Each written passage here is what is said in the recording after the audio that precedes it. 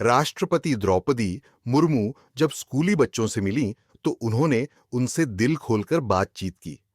इस दौरान उन्होंने अपने जीवन के कई किस्से भी सुनाए। मुर्मू ने गांव से दिल्ली आने का भी जिक्र किया। द्रौपदी मुर्मू ने कहा कि मैं तो गांव में थी, लेकिन जब दिल्ली आई तो सब मास्क लगाकर घूम रहे थे। इससे पता चलता है कि वायु प्रदूषण कितना है और वायु प्रदूषण, ग्लोबल वार्मिंग जैसी चीजें रोकने के लिए हम सभी को मिलकर प्रयास करने होंगे। उन्होंने स्कूली बच्चों से कई सवाल भी पूछे। उनका जवाब सुनकर मुर्मू ने कहा कि आपकी बात सुनकर ऐसा लग रहा है कि हम आने वाले भविष्य में इन चीजों पर काबू जरूर पालेंगे।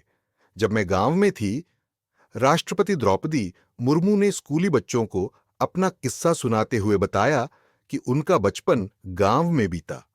उन्होंने 7वीं तक की पढ़ाई गांव में ही की। मुर्मू ने बच्चों से कहा कि अभी तो गैस में खाना बनाते हैं, लेकिन उन दिनों गैस नहीं हुआ करती थी। लकड़ी से ही खाना बनाते थे। मुर्मू ने बताया कि उनके गांव के पास ही एक जंगल था, जहां से उनके माता पिताजी सूखी लकड़ियां चुनकर लाया करते थे।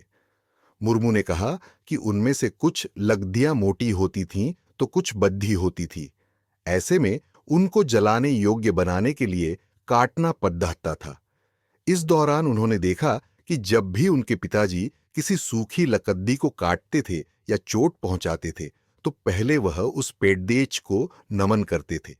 इस पर उन्होंने अपने पिताजी से पूछा कि आप सूखी लकड़ी को क्यों नमन करते हैं, जिस पर उनके पिताजी ने उन्हें बताया कि वह उस लकड़ी को इसलिए नमन करते हैं क्योंकि वह लोग पेड़िएच को ही पूर्वज मानते हैं। इसके अलावा वह उस पेड़िएच से क्षमा याचना करते हैं कि माफ कीजिएगा, आपने हमारी जीवन भर सेवा की, लेकिन हमारे पास अपने जीवन के लिए इसके अलावा कोई विकल्प नहीं है, इसलिए मैं आपको काट रहा हूं। राष्ट्रपति द्रौपदी मुर्मू ने बच्चों को यह भी समझाया कि धरती को क्यों मां का दर्जा दिया गया है।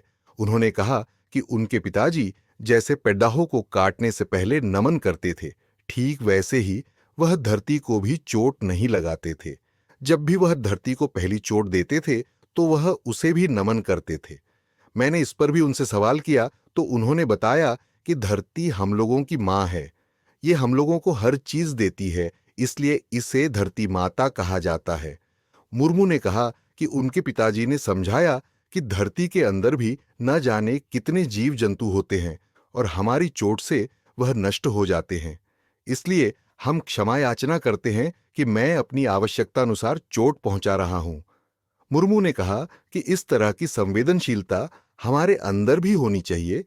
अगर हम 200 पेड़ाडेच काट रहे हैं तो कम से कम 5000 पेड़ाडेच लगाने चाहिए।